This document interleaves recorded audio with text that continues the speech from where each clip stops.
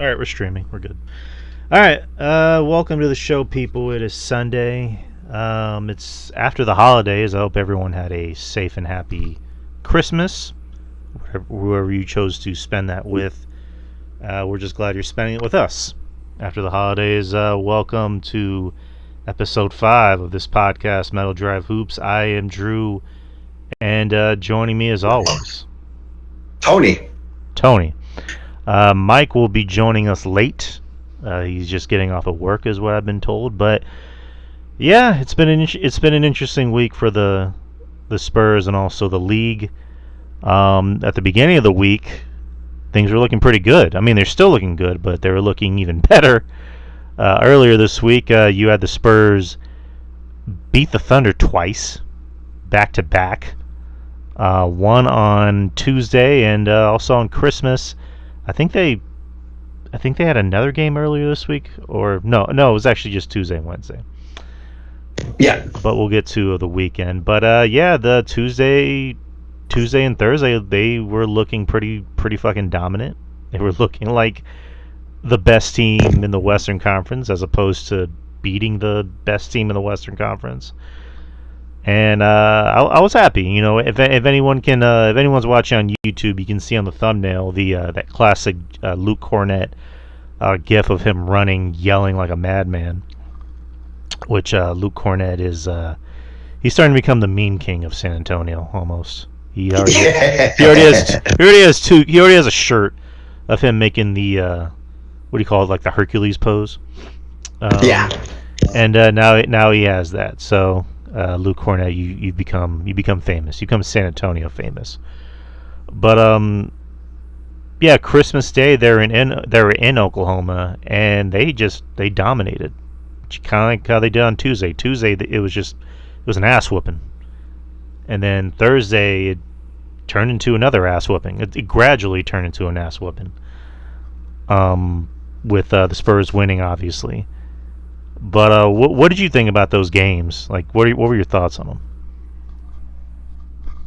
Man, I'll start off with the Christmas Day game. The Christmas Day game, I felt like it was kind of tilting both ways. When we came back to the lead, Fox went off.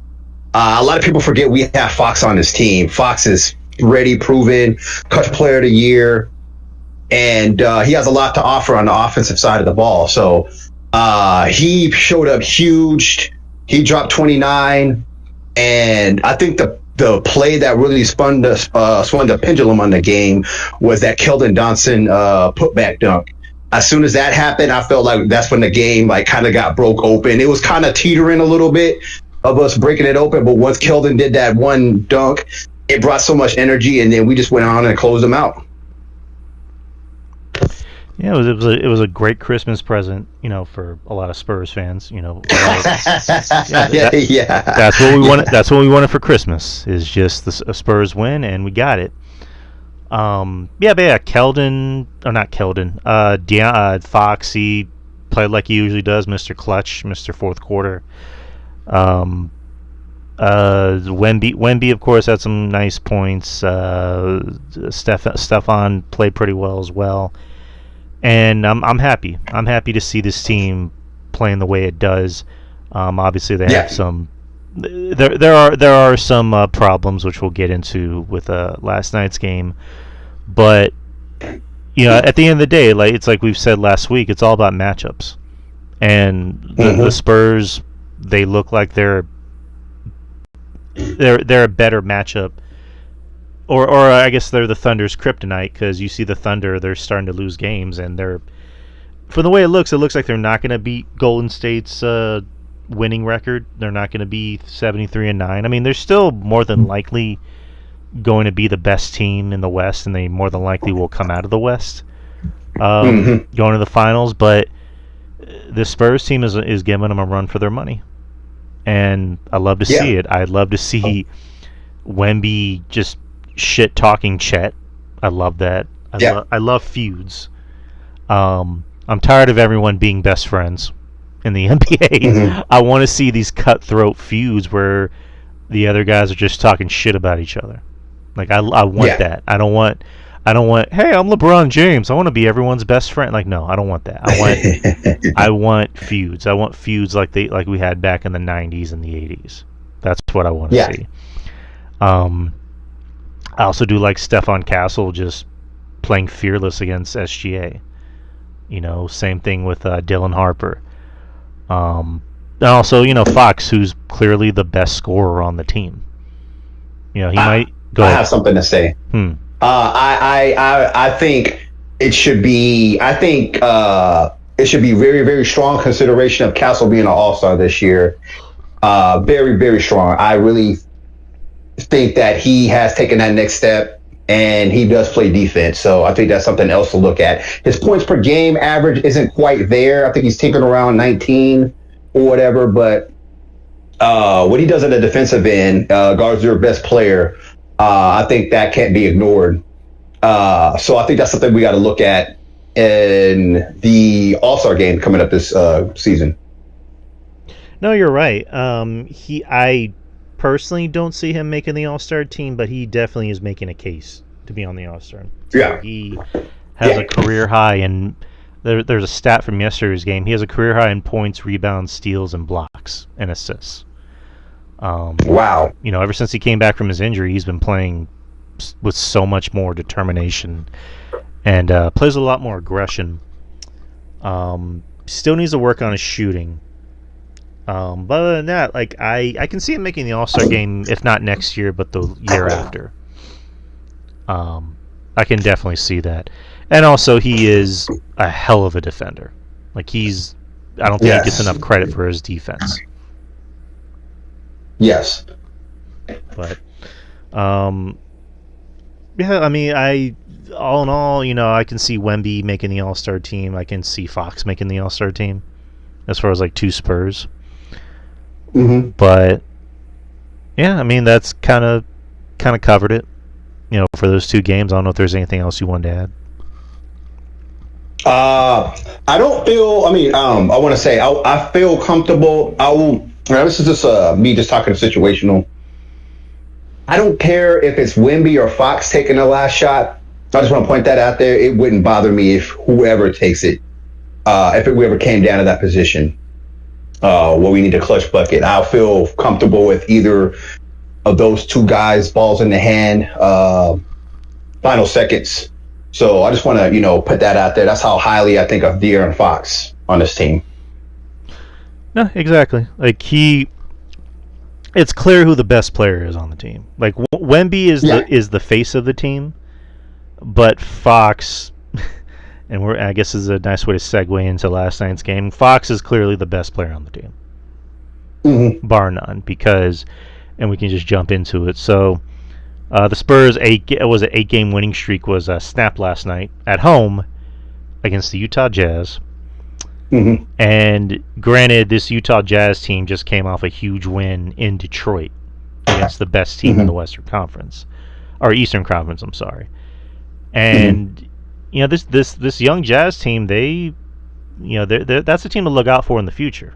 Keontae George, hell of a player. He's someone that when we're talking about the rookies, and he's a rookie, right? Third-year player. Okay, so most improved player award. So excuse me for saying he's a rookie. Other players like Lauri McCarnan, he's kind of like a hidden gem in the league. Yeah. And clearly, I mean, they also lead the league in assists, which is fucking weird. Mm-hmm. I mean, you look at their record, it's like the team leading the league in assists. It kind of doesn't go well together. But after watching last night's game, you can clearly tell. And the first quarter was fun, especially for the Spurs, because there was a point where they were up by 11, and then the Jazz just literally tore through that and just started hitting three after three. Actually, let me pull up the stats. Okay. And I got a question about that game that maybe you can answer. Good. So do you think that as a strategy, you think it's better if we have Wemby coming off the bench? Well, no, he started last night. Yeah, I know, and we lost. So I'm not saying that he was the reason why we lost, but do you feel that he could be a bench energy guy?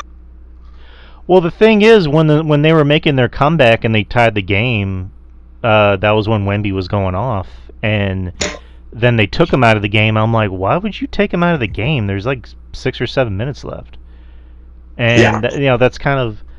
I'm not as harsh on Mitch Johnson as you are, but like there are the one thing that really drives me nuts about him is like when the other team starts getting a lot more momentum, why don't you call a timeout?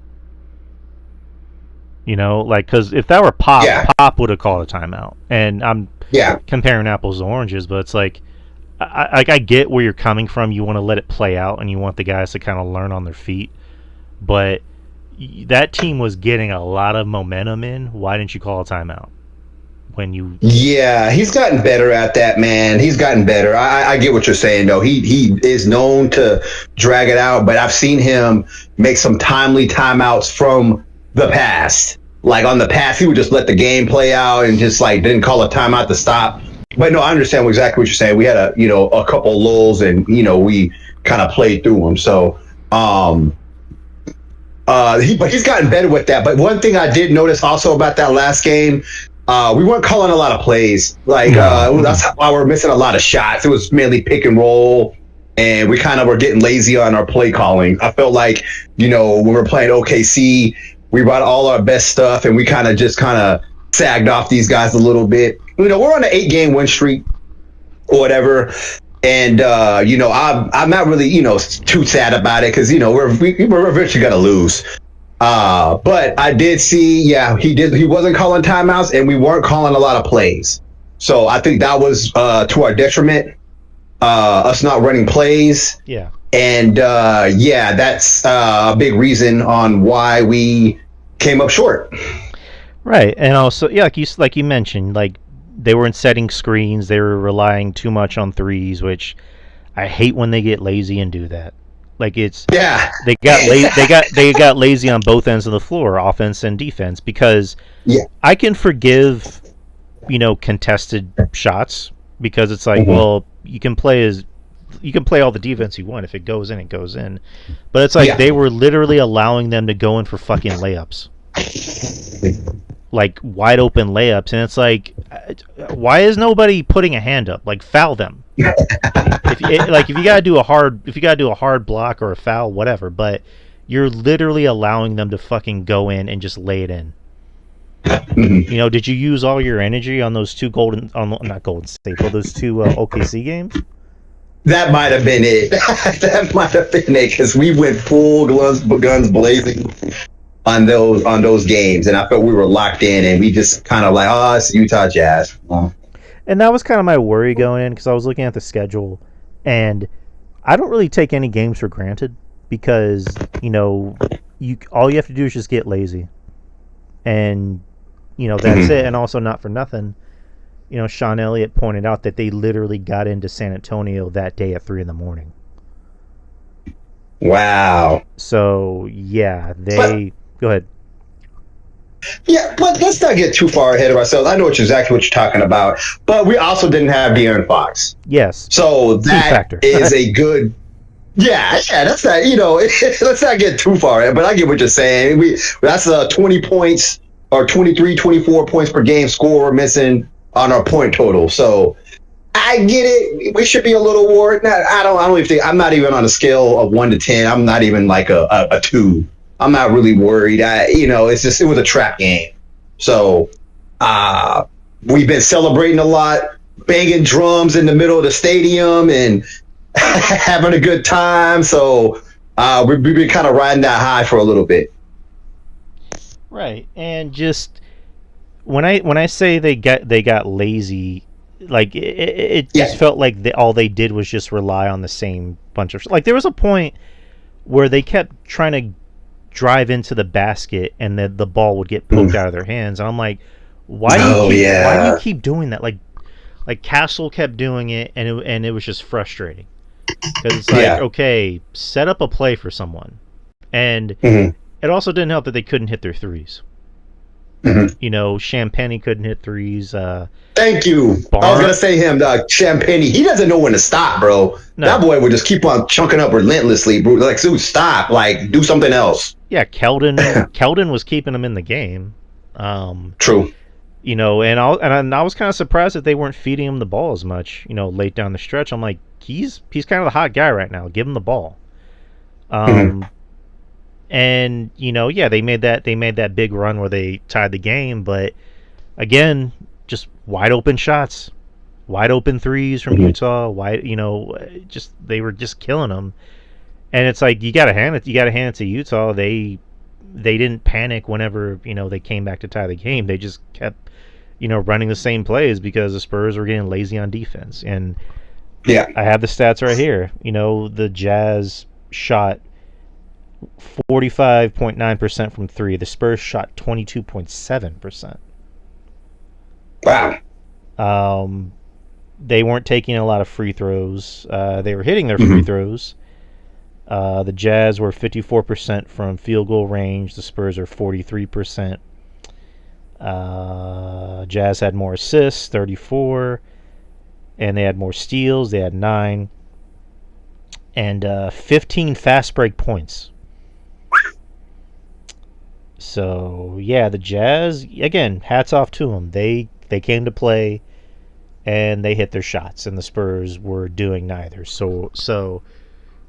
And again, you see the idiots online. There's like, how the Spurs beat the Thunder twice in a row, but they lose to the Jazz at home. It's like matchups.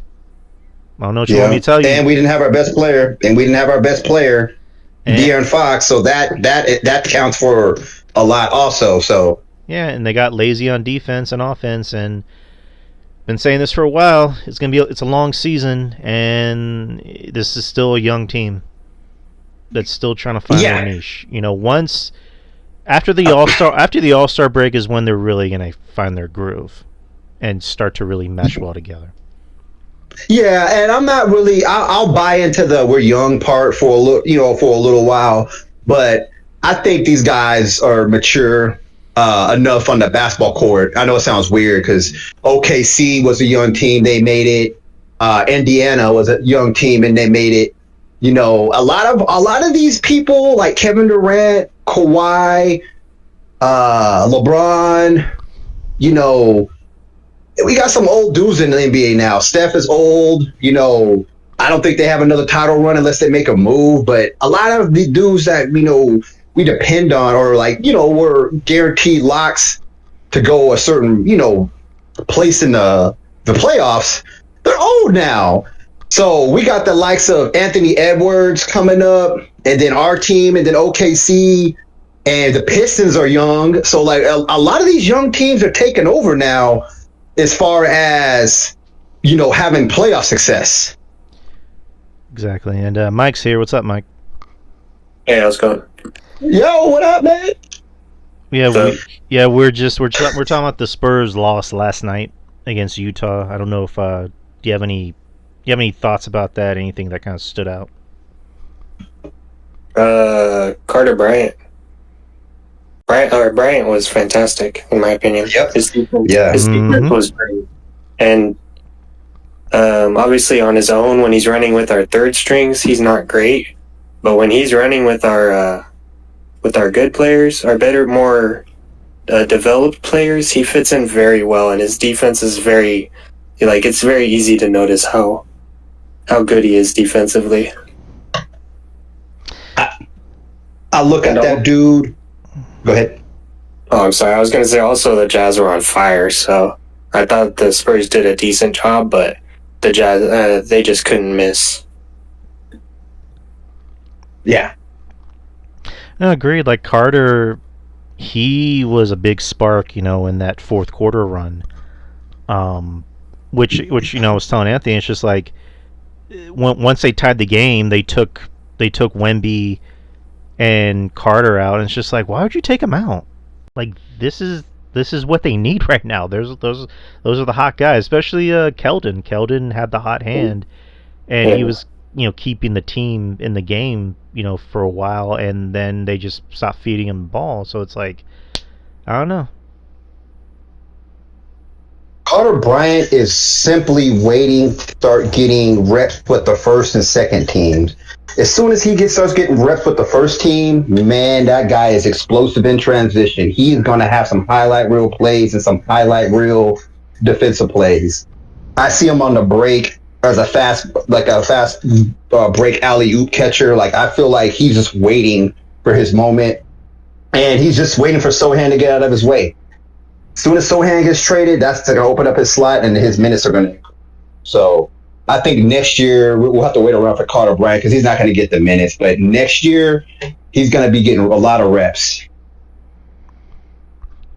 So is he's a small forward or a power forward? Small. Okay. Is he like what, 6'7"? I think he's 6'8", Mike. I think he's like 6'8". Carter Bryant? Yeah. I think he's 6'8". Could he pull off being a power forward? Oh yeah, for sure. He has the size to defend most power forwards in the NBA, especially in today's NBA. And his athletic upside is crazy. Yeah. And he has a jump shot. Still needs to be developed, but you see it's there. Oh yeah, he should probably play the D League, the G League, so he can develop a lot more. But his defense is really good already, and that's something that's harder to beat. Yeah. Yeah. And so Monday they got the Cavs at home, and then that's going to be on Peacock and NBC. And so nationally televised game, and also New Year's Eve they got the Knicks, so they got a rematch of the NBA Cup, and that will be on Prime. So the next two games of the year are going to be at home, and I don't have any news as far as like when Fox is going to come back. I can imagine that they might just give him like the week off. He deserves it though. Yeah, he's been playing his ass off. Before we got on, I was telling Anthony, I'm like, Fox is clearly the best player on the team. Offensively, yeah. You know, Wemby's the face of the team. But offensively, I'll just say like overall, I think Fox is the best player on the team. You know, when Wemby and Castle were out, the Spurs had a good record even without them. And obviously you need him back, but Fox was really carrying this team on his back. Him and Dylan Harper and Harrison Barnes were carrying this team on his back. Oh, I want to say something about De'Aaron Fox. Man, oh man! I didn't think that he would fit into our system. He's not going off like he did in Sacramento, where it's just like a one-man show or whatever. He is getting his buckets within the role of the system. He's not going off script. Like he bought into the system. Surprisingly, just wanted to say that. Give him credit and props on that. Agreed. Yeah. So yeah, do you guys have any closing thoughts on Saturday's loss? I was hoping that Cornette would get more minutes in the fourth, because I felt once they took him out that we started really struggling. I like French Vanilla playing the fourth. I don't think that's going to change for me. I think playing most people, that is the best option for us to have in the fourth. Yeah, agreed. What do y'all think? Go ahead, Anthony. The connection between Castle, and Cornette, I mean, it's obvious. It's just going to keep on getting better and better. And you just, pair it with Wemby. I think it's a force to be reckoned with. So, I completely agree. Cornette and Wemby, I feel like we need to alternate those two dudes. One of those dudes needs to be on the floor at all times. Because when we start going to those small ball lineups where we got Carter Bryant and Keldon at the five, then that's when we start getting out rebounded. Yeah, I think they should be playing Carter more at the four, because he can play backup power forward anytime that Barnes isn't on the court. I think he should be on the court. But that's my opinion. Mhm. No, I kind of just I echo pretty much everything you guys just said. I think Cornette needs more minutes because when you look at everybody on this team, he's kind of been the X factor. He's been probably the most important signing, not just on this team, but maybe like in the whole league, because he provides everything this team needs when Wemby isn't here. Especially that course when Wemby was injured, and also starting for him even when he was here and they benched him. He does everything that needs to be done, and he also gets his ass whooped for it. Like, you see him get smacked in the face and elbowed and knocked down, and it's like it's weird to see a 7-footer get knocked down so much, but it's like this guy knows how to take an ass whooping. So I love Cornette. I think Cornette has become like a fan favorite in the city, and I would love to see him start, but then again it's like, who else do you have come off the bench to take that spot? So he's Wemby. Oh, Wemby. yesterday, isn't it? Didn't Wemby start instead of him? Yeah, he started yesterday, but again, that's why the Spurs need an extra big man. And Olenek ain't it. Bismack Biyombo really ain't it. Sohan ain't it. But yeah, they need like an actual big man, a big dude. If Biyombo's playing, man, we better have like 6 injuries. That's all I'm saying. Oh God. Because he is, I don't know if you know, he's one of the top 10 worst plus or minuses in NBA history. Who? Biyombo. Oh, I did not know that. Wow. Yeah, he is. I mean, Wow. He was on the Charlotte Bobcats, who still have the worst record in NBA history. Oh, But wow. I didn't help the plus or minus, I'll tell you that. I think they won like 8 games, and that was a lockout season, granted, but that's still fucking awful. Wow. And I think there was a game where like he blocked somebody. He says, "Not in my house," and like somebody else was like, "You've lost like literally every game at your home. This is everybody's house." I forgot who said that, but all right. So Can I say something else? go ahead. So we have offensive players on this team, such as Champagne and Vassell. Mm-hmm. Like tonight, I feel like when they are struggling, they should not be in the game in the fourth quarter. Agreed. Because they were struggling the entire game.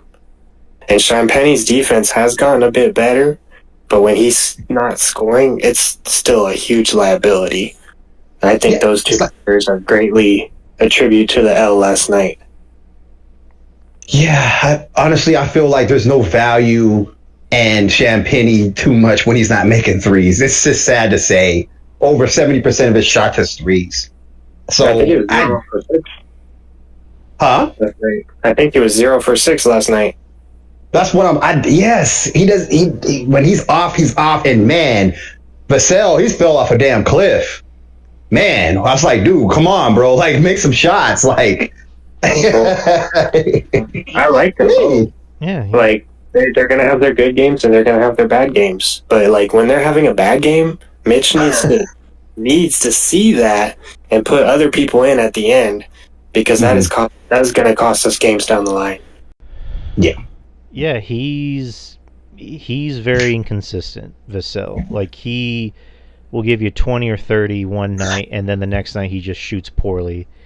Champagne is really falling off a cliff. Because at the beginning of the season, he was, like, shooting lights out. But lately, I don't know. I don't know what's going on. He can't really knock down any shots. Barnes is really not Mr. 100%. Granted, I think maybe teams are drawing up plays for him to make sure he doesn't get open in the corner, because that's kind of his like money maker right there. But I agree with you, Mike. Like, Mitch really needs to read the room better, and it's like, if these guys aren't doing better, I gotta go into my bench. I I got to give Carter some minutes. I got to give maybe David Jones Garcia some minutes. Maybe see what McLaughlin or Waters can do. See if they can hit some shots. Yeah. And it's another thing. It's just like if your main guys aren't hitting their 3-point shots, like bring in other guys that can hit some shots. Waters can definitely do it. McLaughlin can definitely do it. So, I don't know, but so Anthony, what'd you have? Or Mike, let's start with you. Did you have something? Well, in addition to that, even though Harper struggled last night shooting, he was still able to add value in that I believe he got double-digit assists, and he also got a decent amount of rebounds. So he's still adding value, even though he's not hitting his shots. And this is a guy that's only been in the league a few months. So I'll just add that. Here's a quick I want to caveat off of that. Man, that dude is so ambidextrous. Like, man, that right-handed dunk. Like, it's like, dude, are you right or left-handed? Like, man, like he can use any hand he wants, and it's scary. That's one thing that separates him. Is he's just can use both hands, and it's crazy. Like, you know how hard it is to dunk with your offhand. Like, I mean, I don't feel comfortable using my left hand for a lot of things. So just for him just to be able to slam it home like that, man, that dude is very, very talented. Shit, him and Wemby had the best dunks in the whole game. Oh yeah. I mean, fuck, Carter had that dunk on Christmas, so. Or not Carter, Harper. He had that big dunk on Christmas, so. Yeah, Harper, again, for someone who's not even old enough to drink. Like, the guy is such a quick learner. Like, he like you said, he's learning how to play with his right hand. And when he can't score, he's going to pass. And he'll give you, like, 8-9 assists a game. And I love that. I love to see that. Yeah.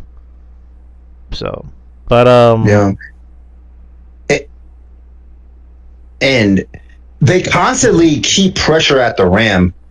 Like they're when they get the ball, they're looking to drive, and they're not looking to shoot the three. Him and Castle, so it's like a relentless just attack, just going downhill, and that kills teams. A lot of teams don't have multiple, good wing defenders. So, I mean, you can't put, your best defender on everybody, Fox, Harper, and Castle. So somebody is eventually going to get loose. Yeah, agreed. I mean, yeah, Castle is very much, he's good at, going into the paint, and Dillon, that's kind of his bread and butter. Eventually, he's getting better at shooting. I've noticed him taking more jump shots in games. Needs to get a little better, but I think he can get there. Castle needs to get a little better at shooting. But yeah, a lot of his thing is fadeaway jumpers and driving into the paint. Yeah, I mean that's kind of about it. What's next on the docket today? There was one topic that I think Mike wanted to cover. Do you remember what it was? One of the ones you want to talk about, Mike? We can't cover it anymore. Why? That was how long the win streak was going to go. Okay. People did not expect the Spurs to lose to the Jazz, to be honest. Well, let's pretend that they won. So they're gonna win. They're gonna win 20 more. Not playing. Yeah, good thing can't last.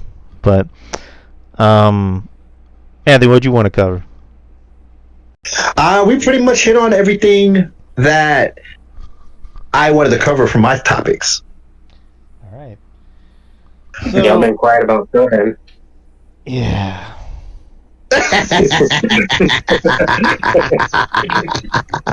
Yeah, man, it's not looking good for boy, man. I kind of was talking about it over the off season. I was like, if there's one person that needs to improve, it would be him, or we might be looking to move off of him. So yeah, it looks like that's coming to fruition. So if we can get some value a value player out of him, or somebody, or a veteran, or maybe some more draft picks. We'll probably find a way to squander some draft picks. The Spurs. They need a power forward.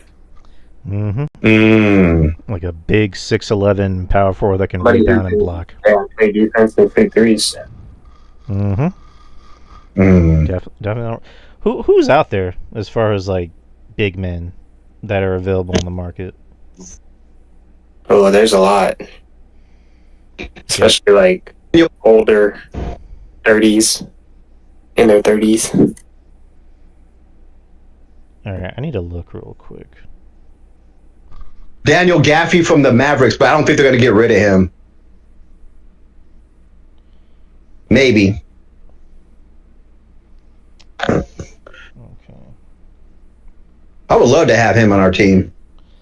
All right, power forwards or centers that are available in the league. Well, literally none of these players the Spurs are going to get.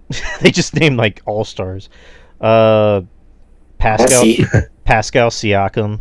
I wouldn't mind having him on the Spurs, but he ain't coming here. Max contract. Jaren Jackson Jr. He's a max player. Julius Randle, no. Well, maybe. Zion, no. Well, okay, these are star players. I'm just gonna skip from them. John Collins.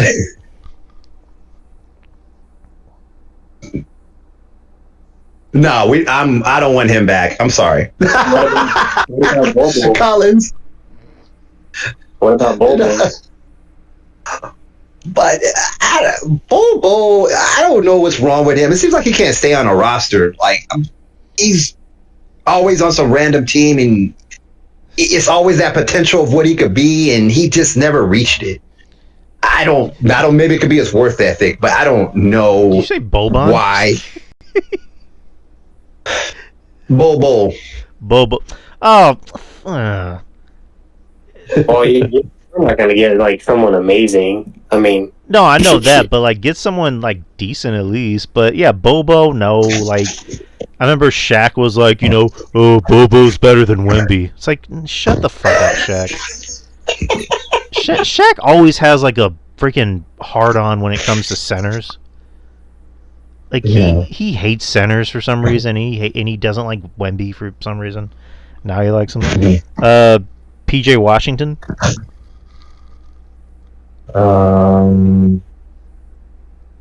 I think he just signed a contract for a lot of money, so I don't think that he'll fit with us at this current time. Okay. I mean, I don't think they're going to get anything for Jeremy Sohan, to be honest. I think if they're going to trade, it's going to be for like maybe some cash, maybe some picks. Yeah. If I had to guess, I would say maybe try your hand at the free agency pool. They gotta get something for him though. Right. They're not extending him. At least get something for him, because otherwise it's just kind of a waste. Yeah, and by the trade deadline, I agree, man. Just trade him off and let him go somewhere where he can get some playing time and hopefully improve on his game. Because I think Mitch Johnson and our coaching staff have seen enough. All right, so I have the current free agency pool in the NBA, and this is on RealGM.com. Jamarian Sharp, he's 7'5". Okay. I don't know who that is. Bol, we just discussed him. Moses Brown. I don't know who any of these people are. And Zedjis Pasekniks. I don't know who that is. You're telling me you don't know about the great Zedjis Penzekniks? He's a legend. Come on. Yeah, he played in Latvia. He played for the Magic a few years ago. Yeah. Damn, Yeah, he's 30. He's at the ripe age of 30 years old. Patrick Baldwin Jr.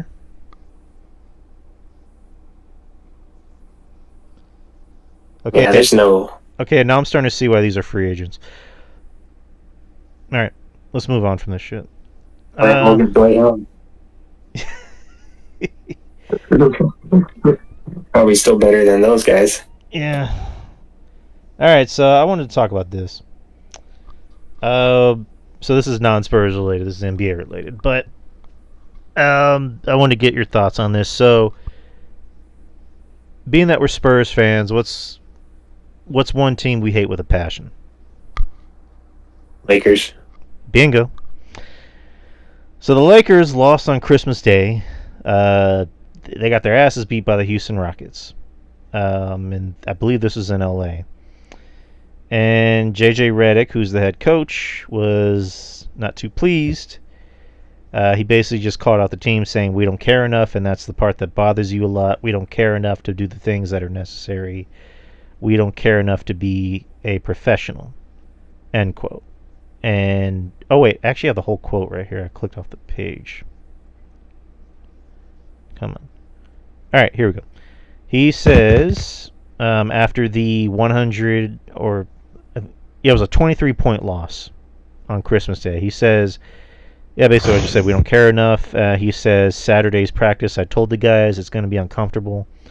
The meeting is going to be uncomfortable. I'm not doing another 53 games like this.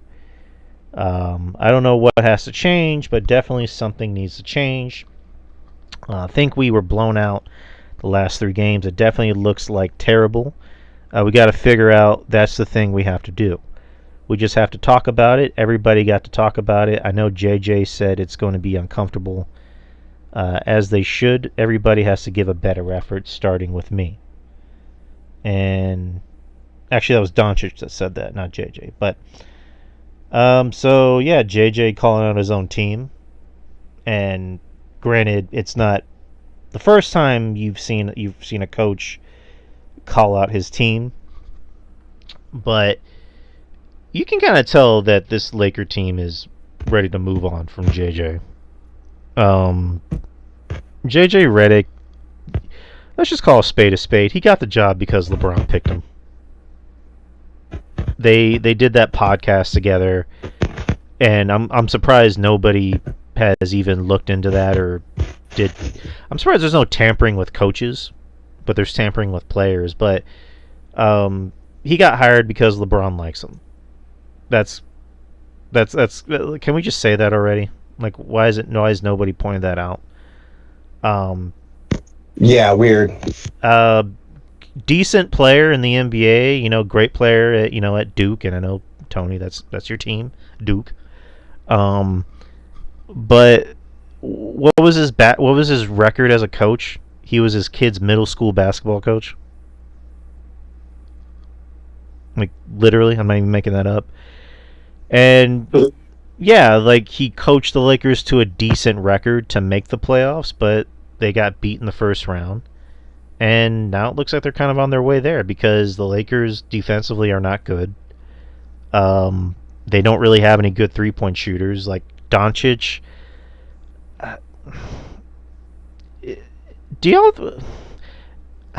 Okay, I'm just going to say it. Hot take. We have a lot of hot takes on here. I wish I had a button for any time we had a hot take. Doncic to me is overrated. He is the most overrated player in the league. And is he good? Yeah, he's good. He's really, really good. Guy puts up very big numbers, but it's like, does that really make up for kind of his underwhelming playoff performances?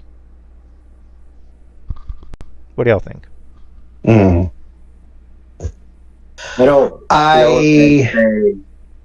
you can go, Tony. Well, I'm going to say mine real quick.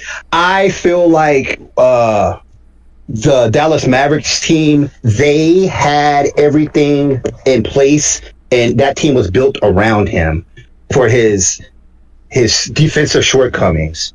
So that team, look, they had all those defenders around them. They had Lively, they had Gaffey, they had PJ Washington. They had people around him to, spray away the stank. So now that he's with the Lakers, that team is not built around him. So that's why we're seeing a lot of shortcomings. And I pointed this out. I think LeBron should come off the bench because it's just not going to work. But I think that's one of the things that JJ Redick was hitting on is not, he's he's realizing that LeBron he's actually kind of a liability on the court now. I'm not, and this is all respect. I just feel like he could be used in a different role now in this stage of his career. But Doncic being overrated, I'm gonna skip that question. But I do think the team that he had in Dallas was more suited for his gameplay. Agreed. No, fair enough. Yeah. Go ahead, Mike. Oh, sorry. I was going to say that's similar to what I was going to say, except he didn't say anything about Reeves. And Reeves is phenomenal offensively, but you have Reeves, Luka, and LeBron. You have 3 defensive liabilities on the court at the same time. Yeah, you're going to be losing. Like, I think they should be trading Reeves for more balanced two-way or defensive players so that Luka can shine. Because, they're going to get all the offense they can with that lineup, with those players, but they don't have the defense to slow down any other team. That's why the Spurs were able to just simply blow by them. And I'm pretty sure a lot of guards can just blow by them, because Luka's not really a defensive player in any way. But they would, you'd have, like Tony said, you would have to build around him, and the Mavericks were really well built around him. And the Lakers are simply not.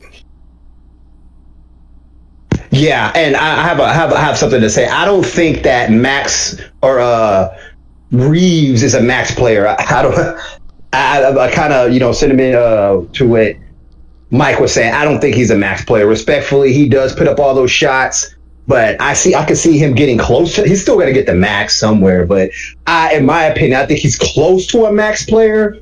But I feel like you only get one side of the floor from him. So when you build around him, you're kind of, missing out on the defensive side of the ball. So I just don't think he's a max player. That's just my opinion. A player like him needs shooters, and as well as defenders, because Reeves ain't enough. Dalton Connect isn't enough. They need shooters. And granted, I hate the Lakers. I don't want them to do better. I'm happy that they're losing. But I'm just saying, from a basketball perspective, they're missing a lot of defense. And I don't like who is their center? Ayton. Like Ayton, in the beginning of the season, he was playing well, and then lately he's just been kind of falling off a cliff. So as from a basketball perspective, if I'm working in that front office, try to find some good big men, because whatever they have ain't working. And LeBron is starting to show his age. Yeah. I don't think he'll ever come off the bench. I mean, he already has a no trade clause. So after this season, I don't know his contract situation, but after this season, I can see him leaving and going elsewhere. Where he goes, I don't know, and I don't care, to be honest. But the Lakers are falling apart at the seams, and again, from somebody who hates the Lakers, I'm happy to see it. He should go back to the Cavs and come off the bench there, to be honest. Man. Pretty well set up. Man, but then you just got to ask yourself, like, as a team taking him on, it's like, do we want to rule? I don't think basketball is his first thing anymore. I don't think he's locked in as he once was 5 years ago. I think he has other ventures and something else that he has an ulterior motive. I don't think basketball's first for him anymore. So I just think he just needs to lay it up, like, right. And you're staying long enough to be a villain. It's a quote, something about being a hero, but you stay long enough to become the villain. You live long enough to. You can either die a hero or live long enough to see yourself become the villain. And that's exactly what's going on with him right now. From the Dark Knight. Yeah. So I feel like him staying in the league, he can do it. Yeah, man, get your money, but like, dude, you're not as valuable anymore. And when you go onto a team, they got to worry about your shortcomings and you not being locked into the game, talking to people on the sideline, while plays going on. Like he's not focused. It's not his thing. So, he's still looking at trying to make a European league overseas. So I don't know, man. I think he just needs to go on about his life now. I don't know what else he has to do. Like, are you at this point? Everybody knows your stat pattern. So I mean, he doesn't really have any challenges anymore. He's already the all-time leading scorer in NBA history. He won a ring in Cleveland. He got to play with his son, and it's just like, what else? It's Skip Bayless, who I think is a fucking douchebag nowadays. Like he had a funny quote about LeBron where it's like he went from chasing Michael Jordan to chasing Michael B. Jordan. Yeah. And granted, I've always said that the LeBron and Jordan comparison never made any sense, but like, that's kind of correct. Like he's in LA, and it's like Michael B. Jordan is probably the closest he's ever going to get to topping a Jordan. As far as like being the face of the league, and like when you think NBA, you think Michael Jordan. Mm-hmm. But again, like I said, two very different players. But go ahead. And his acting career, that Space Jam was terrible. I don't even think he even has it in the acting. That movie was bad. Gosh, I do. Everybody, if I could be like Mike, jeez, man, you want to be like Mike so bad. His comparable is Magic Johnson. It's not Michael. Kobe is a comparable for Jordan. Well, LeBron was funny in that Trainwreck movie because he was just kind of being. I mean, I think it's easy for him to be funny when he's trying to be like, I'm serious LeBron James and I'm a serious dad in that movie. Like, he kind of came off as an asshole in that movie, to be honest. I've never really liked him, so No. I respect his game, and that's all I'll say. But yeah, I mean, ever since his decision, ever since his decision, I just do not like him. Yeah, well, it's funny because with every athlete, with every celebrity, eventually you're gonna get some detractors. And it's like with Michael Jordan. Michael Jordan came into the league. He was like the most liked, wholesome, quote unquote, guy in the league, and then he got exposed, and they're just like, oh, he's not really a nice guy. He's an asshole. Well, okay. Kobe, same thing. Like, he was the nicest, most pure guy in the league, and then what happened. Same way with LeBron. Like I think with LeBron, it's not so much that he's an asshole. I just think it's that he's just overexposed, and everybody is always like LeBron James this, LeBron James that, and it's like, well, there's other shit going on over here. Why don't we talk about this? This is more interesting. Where it's like, no, we need to talk about LeBron. Let's talk about LeBron James. It's like, but why though? And to what you just said, Mike, the whole decision thing, it's like that kind of came off as very pompous and pretentious, where it's just like, I'm gonna hold an hour of television so I can say a thing. Yeah. But And I was thinking, like, hey, you're dragging your own team along, getting their hopes up when you're leaving them. It's kind of messed up. yeah, exactly. I know you went back and gave them a ring, but still, like, they didn't know you were going to come back. All right. But the Michael Jordan, though, like, most people know that he's not really a nice person off the courts. But that doesn't take. I don't think that takes away from him being the best player of all time. No. Because, I mean, that kind of game is going to go to your head. I think when you're someone like him who was just competitive, like he's he's the world's biggest competitor, in the league. Him and Kobe were, if you want to be the greatest of all time, you can't always be the nicest guy in the world, and I get that. A lot of the greats, not just in sports but everywhere else, like you always heard about them being great for a reason. They you can't be a pushover. You know what I mean? Like De Niro is considered the greatest actor of all time. I'm pretty sure he wasn't always the nicest guy in the world. You know, Tom Brady. You know, he's considered the greatest quarterback of all time. Pretty sure he wasn't always a nice guy, and I'd rather have someone who's a dick and who's great at their job as opposed to someone who's a nice guy and just okay at their job.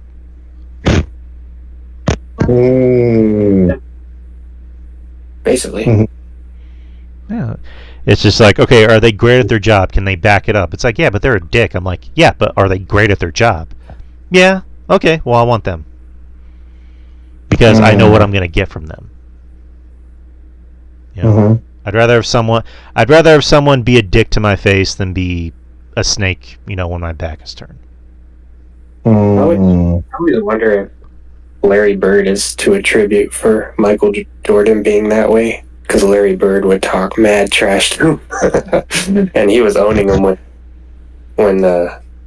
he was owning his team, I guess. Michael Jordan still got his stats and his 30, 40 point games, but the Celtics would always be winning in the late 80s against the Bulls. Yeah, I remember that.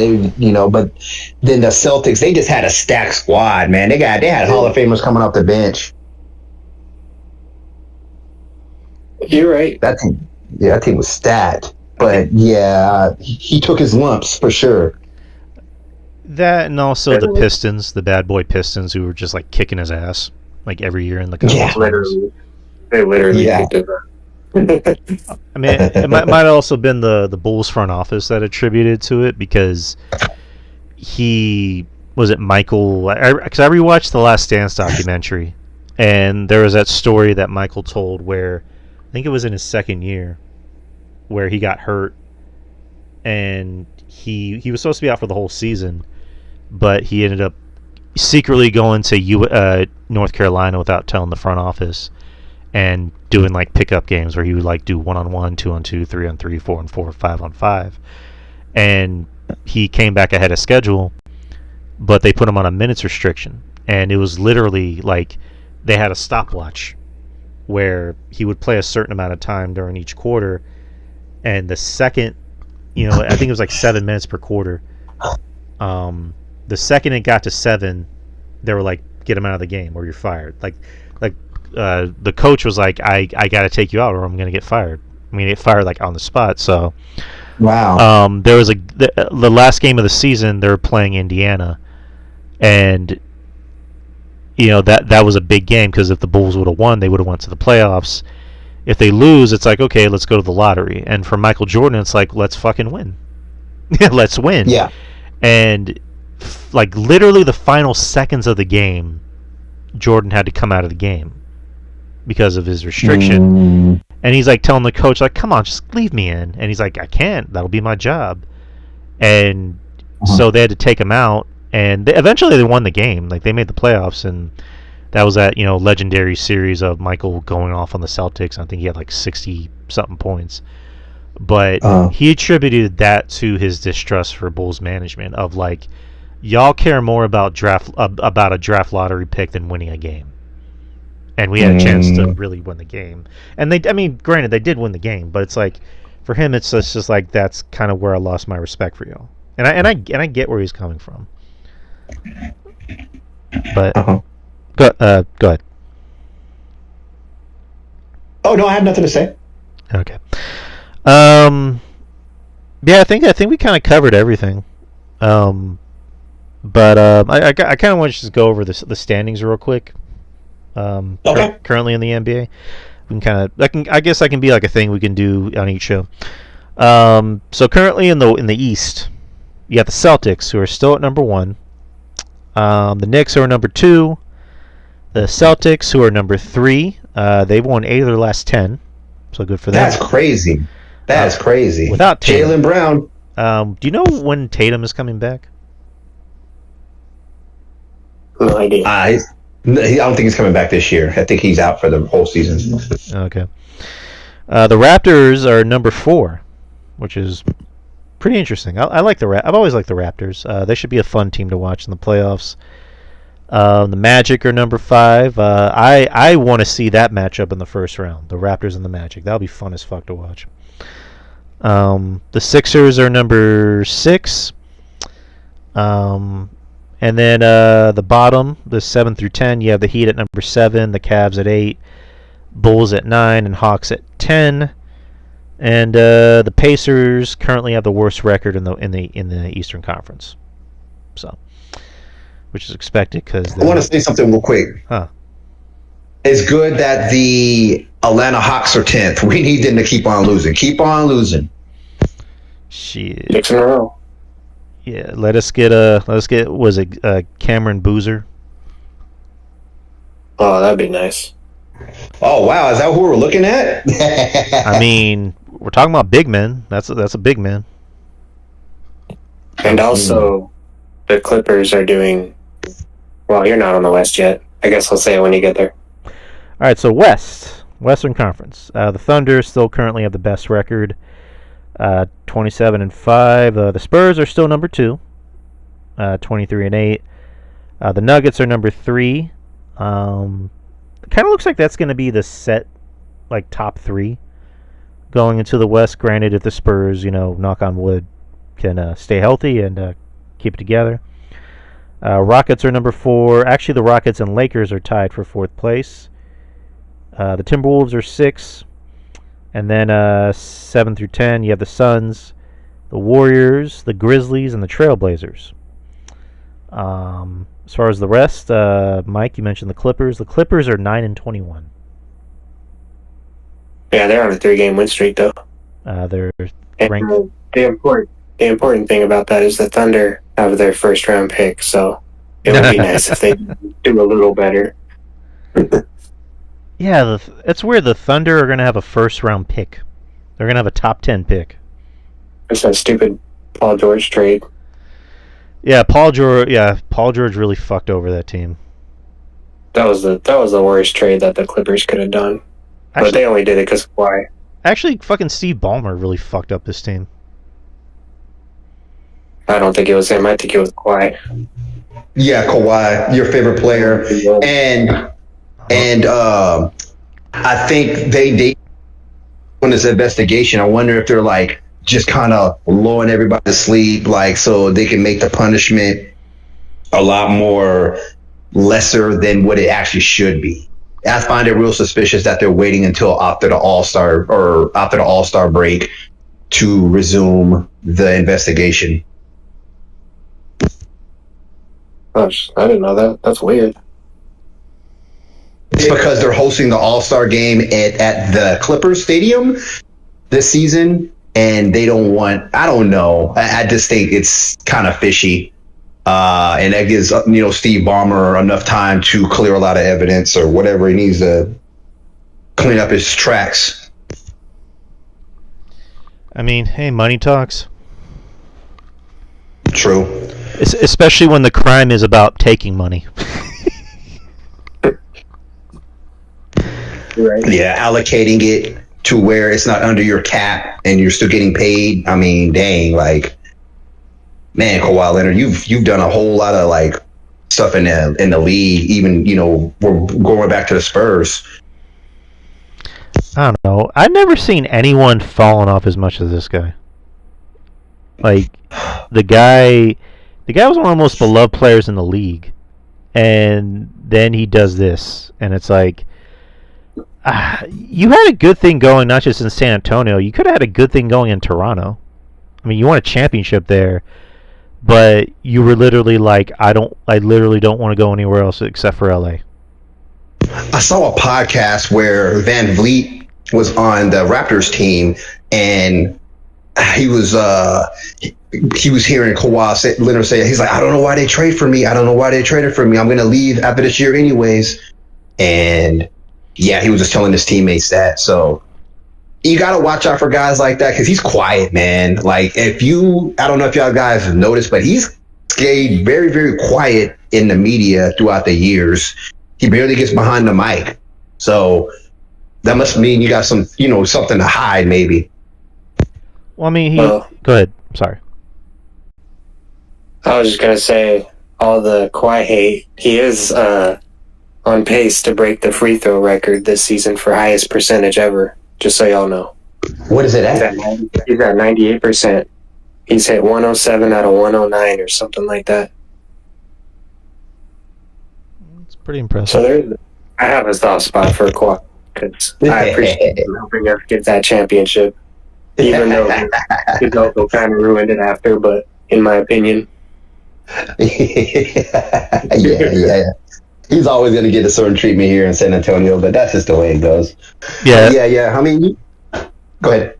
No, I was gonna say, like, San Antonio treats Kawhi like the WWE treats Chris Benoit. We pretend he doesn't exist. Hey, y'all remember that one game where Pop got on the mic? He was like, "No, stop! no booing him." Yeah. That was weird. Have more class than that. And it's like, oh, Pop, I bless your heart, but no. Hey, but we can look at it this way, though. We can look at it this way. If we retained and kept Kawhi, we would never have Wemby. True. Yeah, that's true. Yeah. A Thrillex. I see a Thrillex in the YouTube chat. What's up, a Thrillex? But no, yeah. I mean, when you look at how, the struggles obviously led to the team we have now.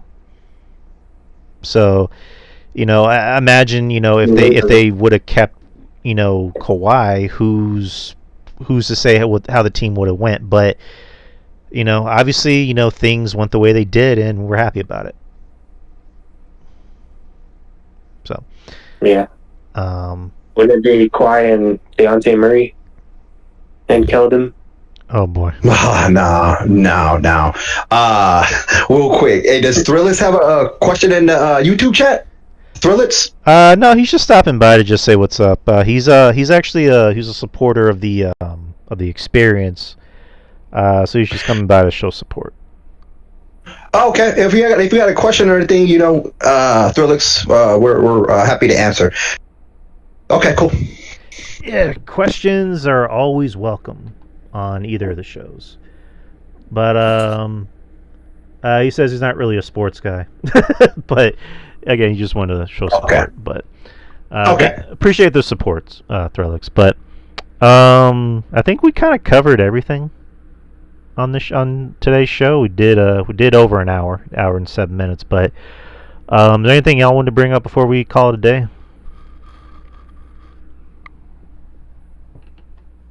We're good to hook. Sorry?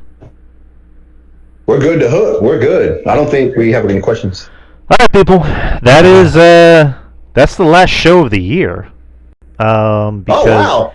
Yeah, Wednesday... Or actually, Threllix does have a question. He says, I got one question. Do you plan to do more of these shows? So Threllix, as you know, we do the Wednesday show. And this show we do every Sunday at around this time. Usually it's around 5-ish. So that's when we're going to be doing this show every Sunday. But yeah, we're not... this is the last show we're going to do of the year because Wednesday there's not going to be an experience because we just did our year-end show this past Tuesday, so go check that out. And...